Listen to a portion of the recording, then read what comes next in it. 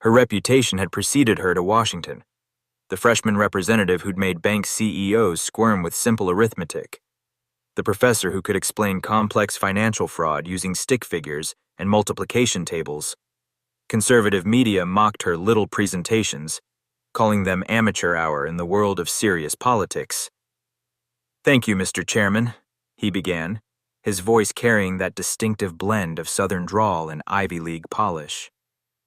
"I want to start by thanking the hardworking Americans who've joined us today.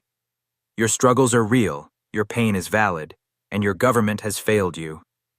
"Senator Cruz mentioned Maria Gonzalez," she said, beginning to write. "Let me tell you about the real Maria Gonzalezes I've met. Not composites crafted by political consultants, but actual women with actual loan documents." "Then let me help you with the data." Porter pulled out a document. According to Payday Freedom's own SEC filings, their average 2-week loan carries an APR of 391%. Get ready for the most shocking content on the internet. Subscribe to Shockfiler now and join the Shockfiler community that's not afraid to dive into the unknown. Shockfiler. Let's get this shockwave started. Setting the congressional stage. 3 hours earlier, the Senate Committee on Banking, Housing, and Urban Affairs convened for what most expected to be another predictable hearing on consumer protection regulations. The topic: predatory lending practices and their impact on working families. For millions of Americans drowning in debt, trapped by hidden fees and spiraling interest rates, this wasn't just another C-SPAN broadcast. It was about survival. The committee room filled with the usual suspects. Banking lobbyists in $1,000 suits occupied the back rows, their leather portfolios stuffed with talking points. Consumer advocates clustered near the front, armed with horror stories of families destroyed by payday loans. Between them sat the real Americans, teachers, nurses, small business owners, who traveled to Washington to share how predatory lending had devastated their lives. Senator Ted Cruz entered the room like a prize fighter approaching the ring. He shook hands, flashed his camera-ready smile, and settled into his seat with the confidence of a man who'd already written his victory speech. For Cruz, these hearings followed a predictable script. Defend the free market, attack government overreach, drop a few constitutional references, and exit to applause from his base. He'd performed this routine dozens of times. Across the room, Representative Katie Porter quietly arranged her materials. While Cruz had spent the morning in front of mirrors practicing sound bites, Porter had spent weeks buried in data, financial disclosures, interest rate calculations, corporate profit margins. She transformed her office into a war room of whiteboards of poise and spreadsheets, her staff joking that she'd bought out every office supply store in Orange County. The contrast couldn't have been starker. Cruz operated like a trial lawyer, all performance and persuasion, treating hearings like theatrical productions where facts were merely props in service of predetermined narratives. Porter approached them like a professor preparing for the most important lecture of her life, where every number mattered and precision could mean the difference between justice and exploitation. As Chairman Brown called the hearing to order, Cruz leaned back in his chair, radiating ease. He'd already crafted his opening statement, a passionate defense of economic freedom, peppered with warnings about socialist overreach and job-killing regulations. It was red meat for his audience, designed to generate clips for conservative media and fundraising emails. Porter sat forward, pen poised over her legal pad. She'd identified a specific lending company, one whose executives had donated generously to certain political campaigns. She'd traced the money, calculated the real cost of their loans, and discovered something explosive. The numbers told a story of legalized theft, of interest rates that would make loan sharks blush, of profits built on the backs of desperate families. But she knew numbers alone wouldn't be enough. Not in this room, not against Ted Cruz. She needed to make those numbers impossible to ignore, to transform data into drama. That's why she'd brought her secret weapon, the same tool she'd used to explain complex financial concepts to her law students for years. As the first witnesses began their testimony, Porter quietly uncapped her markers and pulled out a fresh whiteboard. Cruz noticed the movement and smirked. A whiteboard? In a Senate hearing? How quaint. How amateur. He had no idea he was about to become the subject of a mathematics lesson that would echo through the halls of Congress for years to come. Porter wasn't just armed with facts. She was armed with the truth, written in black and white, impossible to spin, deflect, or deny. Cruz's opening gambit. When Ted Cruz's turn came to speak, he adjusted his microphone with practiced precision, letting the pause build anticipation. The former Princeton debate champion knew the power of silence before the storm. "Thank you, Mr. Chairman," he began, his voice carrying that distinctive blend of Southern drawl and Ivy League polish. "I want to start by thanking the hard-working Americans who've joined us today. Your struggles are real, your pain is valid, and your government has failed you." The consumer advocates perked up.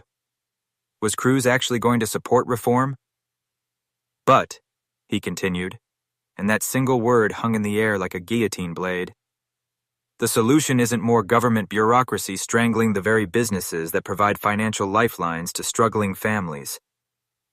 There it was, the classic Cruz pivot.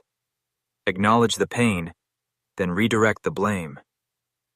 Several Democratic committee members exchanged knowing glances. Senator Warren's jaw tightened almost imperceptibly. Cruz rose from his seat, a technique he'd perfected to command the room's attention. "Let me tell you about Maria Gonzalez from Houston," he said, his voice dropping to a conspiratorial whisper that forced everyone to lean in. A single mother of 3 who needed emergency funds when her car broke down. Without payday lenders, yes, the very businesses my colleagues want to destroy, Maria would have lost her job, her apartment, her children's future. He paused, scanning the room to ensure every camera caught his expression of deep concern. But thanks to the free market, Maria got her loan within hours. No government forms in triplicate, no bureaucrat deciding if she was worthy, just American businesses serving American needs. From her seat, Katie Porter scribbled furiously. She'd researched Cruz's Maria Gonzalez story. It was a composite, carefully crafted by his staff, conveniently omitting that the average payday loan customer ended up paying 700% interest annually. Cruz was building momentum now, his voice rising with righteous indignation. "My colleagues want to cap interest rates, regulate loan terms, dictate who can borrow and when. They call it consumer protection. I call it what it is: socialism." The word landed like a thunderclap. Banking lobbyists nodded approvingly. Conservative media would have their soundbite. Cruz smiled, knowing he'd just secured another week of Fox News appearances. "The free market already provides protection," he continued, gesturing dramatically. "It's called competition. If a lender charges too much, customers go elsewhere. If terms are unfair, businesses fail. That's not predatory. That's American capitalism at its finest." Senator Brown tried to interject. "Senator Cruz, the data shows—" "The data." Cruz wheeled around, his voice dripping with disdain. "The data my colleagues cite comes from liberal think tanks funded by George Soros and radical activists who want to destroy American entrepreneurship." It was a masterful deflection, turning a discussion about facts into a culture war battle. Several Republican committee members nodded along, grateful for Cruz's ability to reframe the debate. But cracks appeared in his armor. When discussing specific interest rates, Cruz grew vague, throwing around terms like market-determined and risk-adjusted without providing numbers. When pressed about corporate profits, he pivoted to job creation statistics that seemed to materialize from thin air. "These businesses employ thousands of Americans," he declared. "Regulate them out of existence, and those jobs disappear. Is that what my colleagues want? More unemployment? More families on welfare?" Porter looked up from her notes. Cruz was using a classic false dilemma: either accept predatory lending or destroy jobs. She'd seen this rhetorical trick before, but never deployed with such theatrical flair. As Cruz concluded his opening statement, he returned to his seat with the satisfied air of a performer who'd nailed his monologue. Committee Republicans applauded. Democrats sat stone-faced. The banking lobbyists typed furiously on their phones, already crafting press releases praising the senator's courageous defense of economic freedom. "Thank you, Senator Cruz, for that passionate perspective," Chairman Brown said, his tone suggesting he'd rather be thanking Cruz for a root canal. "Representative Porter, you have the floor." Cruz leaned back, arms crossed, a slight smirk playing at his lips. He'd set the terms of debate, framed the narrative, and delivered the performance his donors expected. Another routine victory in another routine hearing. He glanced at Porter as she stood, whiteboard in hand, and his smirk widened. A freshman representative with her little visual aids, about to lecture him on economics? This would be entertaining. The Princeton debate champion had no idea he was about to face something far more dangerous than another politician. He was about to face a professor armed with facts, and she'd come prepared to teach a lesson he'd never forget. Enter Katie Porter. Katie Porter didn't look like a political warrior as she stood to address the committee. No power suit, no perfectly coiffed hair, no team of handlers whispering last-minute talking points. She wore the same practical blazer she'd worn to teach bankruptcy law at UC Irvine, the same one she'd worn while raising 3 kids as a single mom, the same one with a faint coffee stain on the sleeve that reminded her she was human, not a politician. But Ted Cruz had made a fatal miscalculation. He'd mistaken her normalcy for weakness. "Thank you, Mr. Chairman," Porter began, her voice steady but unremarkable. No theatrical pauses, no dramatic gestures, just a woman with a whiteboard and a mission. "Before I begin, I'd like to share something about my background that Senator Cruz might find relevant." She adjusted her glasses, not for effect, but because she actually needed to see her notes. "I studied under Professor Elizabeth Warren at Harvard Law School, where I learned that behind every bankruptcy filing is a family in crisis. I've spent 20 years researching how financial systems fail ordinary Americans. I've written textbooks on consumer bankruptcy. I've testified before Congress as an expert witness. And unlike some of my colleagues, I've actually read the contracts we're discussing today." A ripple went through the room.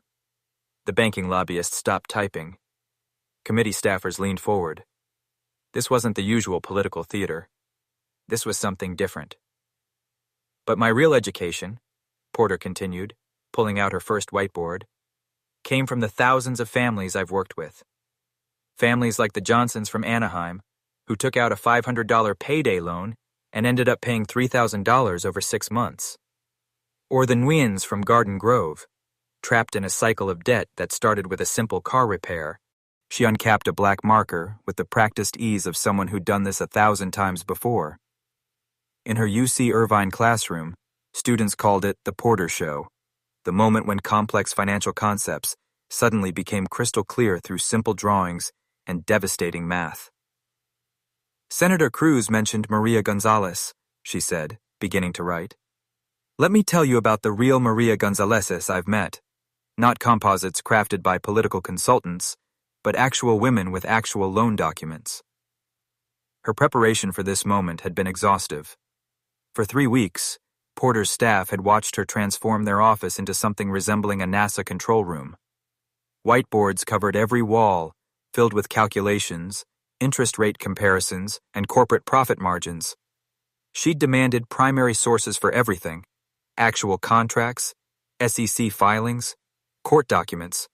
No summaries, no interpretations, just raw data. "Katie, you're overthinking this," her chief of staff had warned. "It's just another hearing." "No," she'd replied, highlighting another predatory clause in a loan contract. "It's a math test, and I've been studying." Her reputation had preceded her to Washington, the freshman representative who'd made bank CEOs squirm with simple arithmetic, the professor who could explain complex financial fraud using stick figures and multiplication tables. Conservative media mocked her little presentations, calling them amateur hour in the world of serious politics. They'd missed the point entirely. Porter's whiteboards weren't props, they were weapons. In a city built on spin and rhetoric, she wielded something far more dangerous: clarity. I spent last week analyzing the specific company Senator Cruz just defended, Porter continued, her marker squeaking against the whiteboard. Would the committee like to see their actual interest rates? Not the marketed rates, not the theoretical rates, but what families actually pay. Cruz shifted in his seat, his smirk faltering slightly. He'd expected partisan attacks, emotional appeals, maybe some cherry-picked statistics he could easily deflect. He hadn't expected a mathematics lecture. Porter had studied Cruz, too. She'd watched hours of his previous hearings, analyzed his rhetorical patterns, identified his weaknesses. He relied on interruption, deflection, and overwhelming his opponents with rapid-fire arguments. But you couldn't interrupt math. You couldn't deflect an equation. And Porter had learned long ago that the best way to handle a bully was to calmly present facts they couldn't refute. Before we continue, she said, pulling out a second whiteboard, I want to be clear about something. I'm not here to destroy businesses. I'm here to distinguish between legitimate lending and legalized loan sharking. And the difference, senators, is in the numbers. The room had grown quiet. Even the banking lobbyists had stopped texting. There was something unsettling about Porter's calm confidence, the way she handled her markers like a surgeon preparing for a precise incision. Cruz maintained his crossed-arm posture, but his jaw had tightened. He'd faced professors before, usually liberal ideologues he could dismiss with a few well-placed zingers about ivory tower elitism. But Porter wasn't pontificating about theory. She was about to dissect reality with the precision of someone who'd spent decades preparing for exactly this moment. The prepared David was ready. The political Goliath just didn't know it yet. The mathematical buildup. Senator Cruz, Porter began, her voice conversational, almost friendly. Let's start with something simple. Do you know what APR stands for? Cruz's eyebrows shot up. Was she seriously asking him, a Harvard law graduate, about basic financial terms? He leaned into his microphone with exaggerated patience. Annual percentage rate, Representative Porter. I believe most Americans understand that basic concept. Excellent, Porter replied, making her first mark on the whiteboard. And would you agree that APR is how we compare the true cost of different loans? That's an oversimplification typical of academic. It's a yes or no question, Senator. The room tensed. Porter's tone hadn't changed, but something in her delivery made it clear she wouldn't be derailed by rhetorical flourishes. Cruz's smile tightened. Yes, APR is one metric among many. Good. Porter wrote APR equals true cost on her board. Now, the company you mentioned in your opening statement, Payday Freedom, LLC. What APR do you think they charge on a typical 2-week, $500 loan? I don't have their specific rates memorized, Cruz deflected. But the free market ensures, would you guess it's closer to 20% or 200%? Cruz shifted, his confidence wavering slightly. I wouldn't speculate without data. Then let me help you with the data. Porter pulled out a document. According to Payday Freedom's own SEC filings, their average 2-week loan carries an APR of 391%. She wrote the number on her whiteboard. The zeros seemed to grow larger as she added them. That's comparing apples to oranges, Cruz countered, his voice losing some of its commanding tone. Short-term loans naturally have higher rates when annualized. You're absolutely right, Porter agreed, surprising him. So let's talk about what that means in real dollars. If Maria Gonzalez, your example, borrowed $500, how much would she pay back in 2 weeks? Cruz's eyes darted to his staff. They were frantically shuffling papers, searching for talking points that addressed actual numbers. The amount would depend on various factors. It's simple math, Senator. $500 at 15% for 2 weeks equals $75 in fees.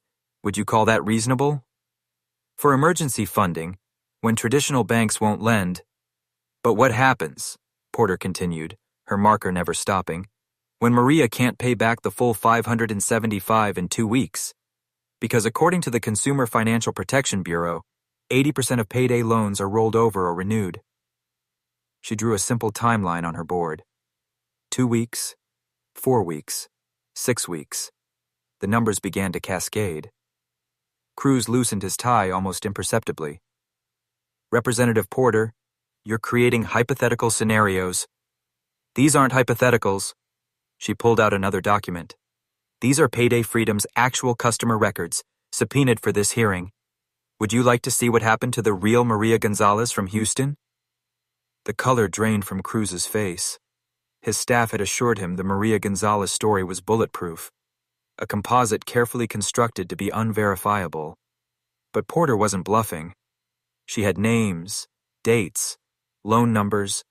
I'd need to verify the authenticity of those documents, he stammered. Of course. Porter's tone remained professorial, almost sympathetic. While you're verifying, let me show you what happened to Maria. She borrowed $500 in January. By March, she'd paid $900 in fees alone. By May, $1,350. The original $500? Still unpaid. Each number appeared on the whiteboard in Porter's neat handwriting. The math was elementary. Addition and multiplication a fifth grader could follow, but the implications were devastating. Now, Porter said, capping her marker with a decisive click. You mentioned these businesses provide essential services. So let me ask you one more simple question, Senator Cruz. If a loan shark on the street charged 391% interest, would that be legal? Cruz opened his mouth, then closed it. The trap was elegant in its simplicity. Say yes, and he'd be endorsing street-level usury.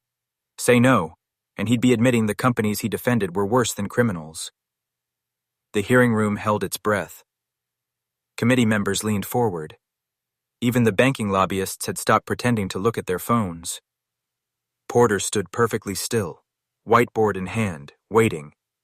She'd built her case with the patience of a professor, guiding students to an inevitable conclusion. And Ted Cruz, the master debater, the rhetorical genius, had just realized he'd walked straight into a mathematics lesson he couldn't win. The whiteboard revelation.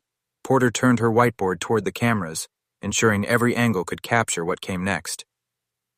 Senator Cruz, since you're having difficulty with hypotheticals, let's work with your actual statements from today. She drew a clean line down the middle of the board. On the left, she wrote, Cruz's claims. On the right, reality. You said payday lenders provide essential services to working families. Her marker squeaked as she wrote. Let's test that mathematically. Cruz gripped his microphone. Representative Porter, this theatrical display. Is math theatrical, Senator? She didn't wait for an answer. You mentioned job creation. Payday Freedom LLC claims to employ 8,000 Americans. That's your number, from your opening statement. She wrote 8,000 in large numbers. Their SEC filing shows annual revenue of $2.4 billion. Their profit margin, after all expenses, including those 8,000 salaries, is 42%. The calculations flowed across the whiteboard. $2.4 billion revenue, 42% profit, equal $1,008 billion, 8,000 employees. That's $126,000 in profit per employee, Porter continued. But the average Payday Freedom employee makes $32,000 a year. Where does that extra $94,000 per employee go? You're conflating different metrics, Cruz interjected. I'm doing division, Senator, 4th grade division. Nervous laughter rippled through the audience. Senator Warren allowed herself a small smile. The banking lobbyists were furiously texting, but their usual talking points couldn't combat basic arithmetic. Porter flipped to a fresh board. Now let's examine your claim about serving communities banks won't touch. You said, and I'm quoting directly, traditional banks abandon these neighborhoods, leaving payday lenders as the only option. She pulled out a map, holding it up briefly before sketching a rough outline on her board. This is Houston's 3rd Ward, a predominantly Black and Latino neighborhood. Median income, 28,000. Number of traditional banks, 2. Number of payday lenders, 37. The numbers appeared in stark black ink. But here's what you didn't mention, Senator. Those 2 banks, They're required by law to offer small-dollar loans at 36% APR or less. Every resident of Third Ward qualifies, yet Payday Freedom operates 15 locations within a 2-mile radius. Why? Cruz's face had progressed from pink to red. Market demand obviously indicates. Let me show you the demand. Porter's marker flew across the board. Average Payday Freedom customer in Third Ward borrows 6 times per year. Total borrowed annually, $3,000. Total paid, $7,200. Net cost of being poor, $4,200. She circled the last nums, beer 3 times. That's 15% of their annual income going to loan fees, not principal, fees. Representative Porter, Cruz attempted, his voice cracking slightly. You're cherry-picking data to support a predetermined narrative. Am I? Porter pulled out a thick folder. I have here the loan histories of 300 Payday Freedom customers from Texas. Your constituents, Senator. Would you like me to calculate each one? We have time. The committee room had become absolutely still. C-SPAN's cameras captured beads of sweat forming on Cruz's forehead. His chief of staff was gesturing frantically from behind, but Cruz couldn't look away from the whiteboard. Porter continued her relentless mathematical assault. You claim these loans help people avoid eviction. Let's test that. She drew a simple flowchart. Average rent in Houston, $900. Payday loan for rent, $900 plus $135 in fees. Due in 2 weeks, but rent is due again in 2 weeks. New loan, $1,035 plus $155 in fees. The spiral continued down the board. Within 3 months, the borrower owes $2,800 for $900 in original rent. They're not avoiding eviction, Senator. They're guaranteeing it.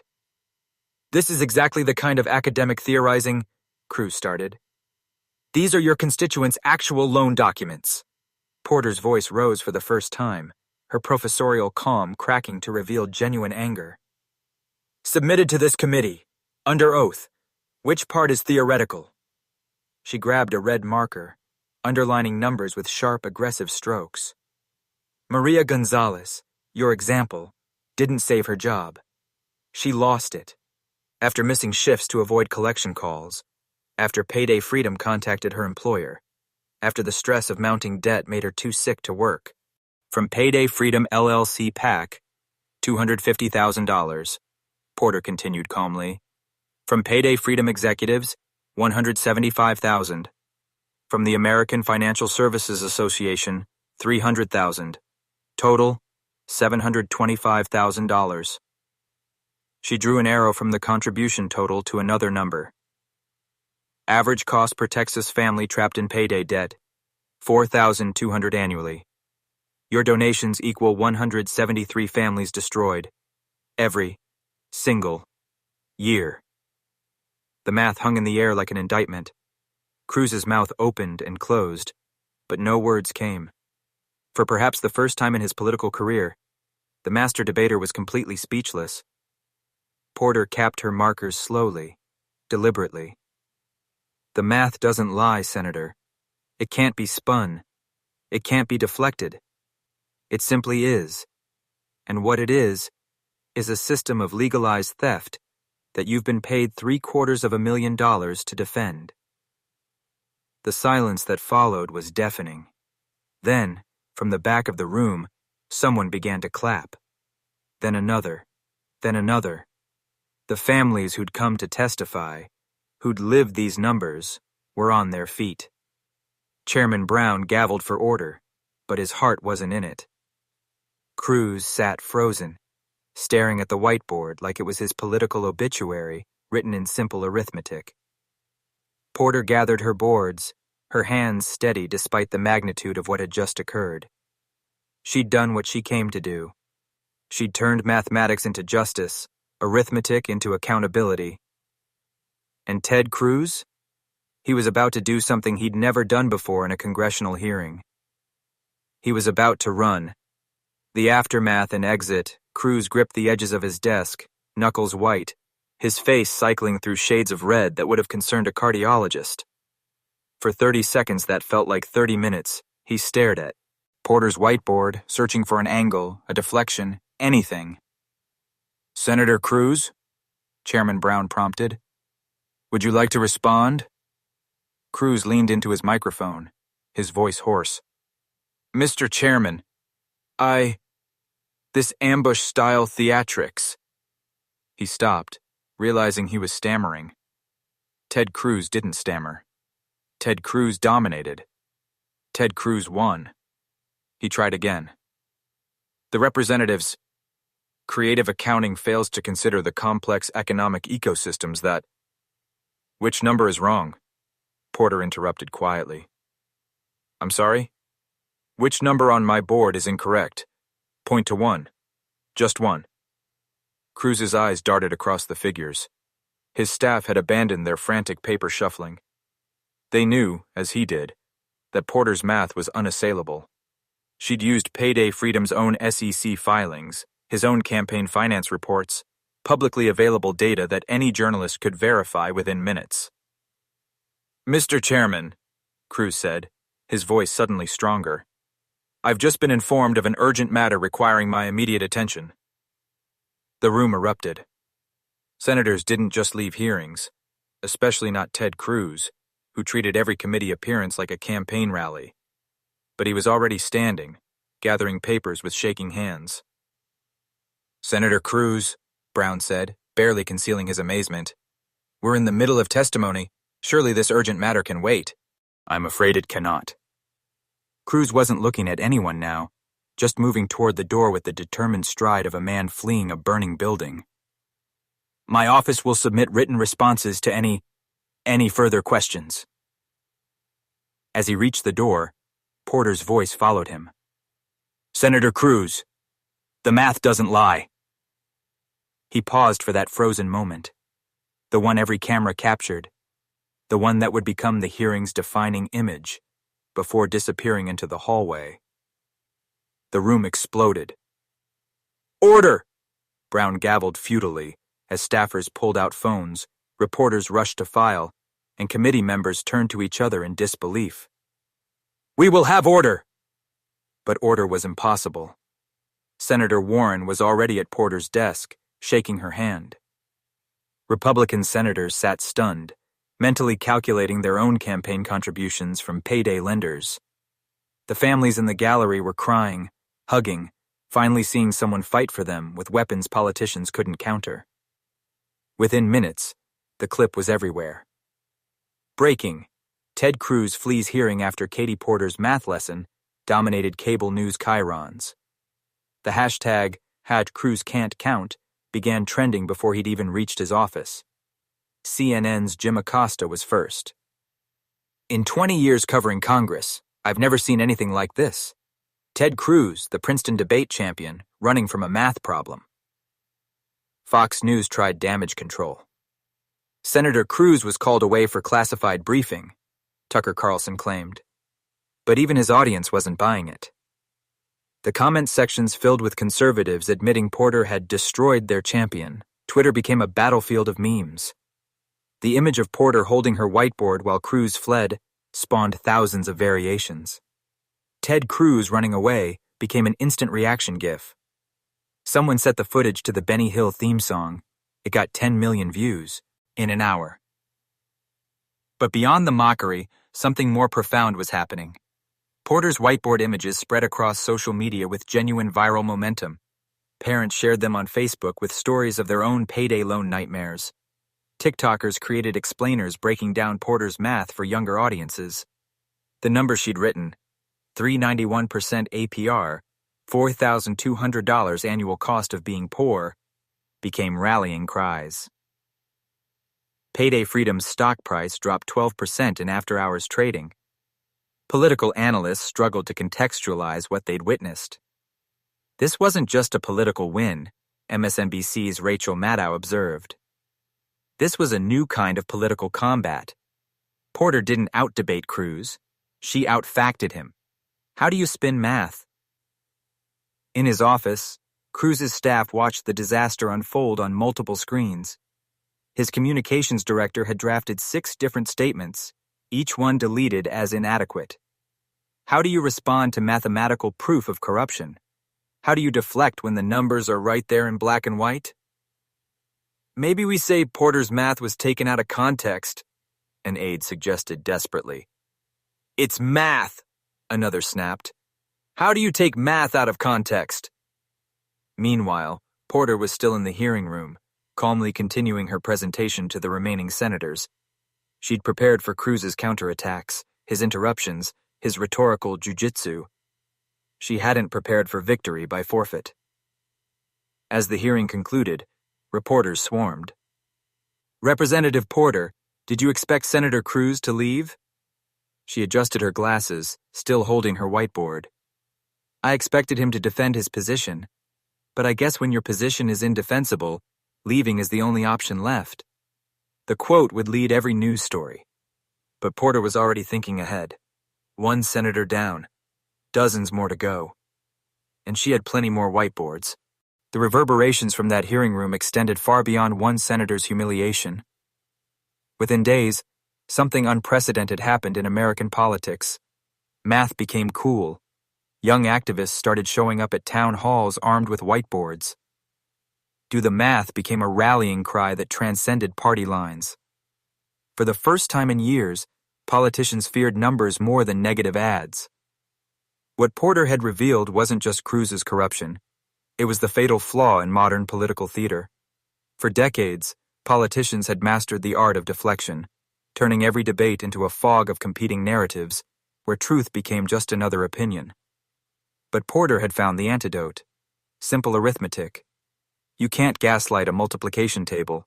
You can't both sides a percentage. The payday lending industry scrambled to respond. Within a week, 3 major lenders announced they were reassessing their rate structures. Payday Freedom LLC hired a crisis management firm and launched $1 million PR campaign about financial inclusion. But every ad they ran was met with Porter's numbers, screenshotted and shared millions of times. The math had become immortal. State legislatures took notice. In Illinois, a Republican representative stunned colleagues by pulling out a whiteboard during debate on lending regulations. If Katie Porter can do it to Ted Cruz, he said, maybe it's time we all started showing our work. The bill capping interest rates at 36% passed with bipartisan support, the first such victory in a decade. The transformation in public discourse was seismic. Cable news shows, desperate to recreate Porter's viral moment, started fact-checking segments with on-screen calculations. Politicians who once confidently spouted false statistics now hesitated, knowing someone might pull out a calculator. Town halls evolved from shouting matches to study sessions, with constituents demanding receipts for every claim. Porter didn't just win a political argument, wrote economist Paul Krugman. She demonstrated that in an era of infinite information, the ability to clearly present simple truths is the ultimate superpower. Universities reported surge enrollments in statistics and data visualization courses. The Porter effect, professors called it, students wanting to weaponize math for justice. High school debate clubs started incorporating mandatory show your work rounds. The National Speech and Debate Association added a new category, mathematical argumentation. But the deeper lesson was about preparation versus performance. Cruz had come ready to perform. Porter had come ready to teach. He'd memorized talking points. She'd memorized loan documents. The contrast exposed how hollow much of political discourse had become. All style, no substance, sound bites over spreadsheets. For civic engagement, the implications were revolutionary. Ordinary citizens realized they didn't need law degrees or political connections to hold leaders accountable. They needed patience, persistence, and public records. Freedom of Information Act requests spiked 300%. Local activists started attending city council meetings with printed budgets and basic calculators. Democracy isn't about who talks loudest, Porter said in a later interview. It's about who does their homework. The formula for accountability became clear. Preparation plus transparency equals power. When citizens showed up informed, Politicians couldn't hide behind rhetoric. When facts were presented clearly, spin became impossible. The whiteboard wasn't just a prop. It was proof that in democracy, truth still mattered if you knew how to wield it. Political consultants warned clients about getting portered, being destroyed by your own data. Campaign finance reports were scrutinized with new intensity. Lobbyists found their influence waning when their financial relationships could be mapped on a board for all to see. The mere threat of mathematical exposure changed behavior. Yet the most profound impact was on hope itself. For years, citizens had felt powerless against a system that seemed rigged for the powerful. Porter's whiteboard proved that the powerful's greatest weakness was their own greed, written in numbers they couldn't deny. She'd shown that you didn't need to play their game. You could change it entirely. The lesson was elegantly simple. You can't defeat corruption with outrage alone. You can't shame the shameless or embarrass those without conscience, but you can count their money. You can calculate their lies. You can show their constituents exactly how much their betrayal costs. In boardrooms and back rooms across Washington, the message was received. The age of consequence-free corruption might not be over, but it now had an enemy it couldn't defeat. Citizens who could do math. And they were just getting started with their calculations. In that Senate hearing room, Katie Porter didn't just defeat Ted Cruz. She proved that democracy's greatest weapon isn't money or power or perfectly crafted talking points. It's truth, written clearly enough for everyone to understand. Think about what we witnessed. A senator who built his career on verbal dominance, who graduated from Princeton and Harvard Law, who never met an argument he couldn't twist, running from simple multiplication. Not because Porter was a better debater, but because she brought something to the fight that Cruz couldn't counter. Undeniable facts. This moment matters because it shows us the path forward. Every time a politician claims they're fighting for working families while taking money from predatory lenders, we can do the math. When they promise economic freedom while defending 700% interest rates, we can show our work. When they hide corruption behind constitutional rhetoric, we can calculate exactly how much their betrayal costs. You don't need a Harvard law degree to hold your leaders accountable. You need curiosity, patience, and a willingness to dig for truth. Every public record, every campaign finance report, every corporate filing, these aren't just documents.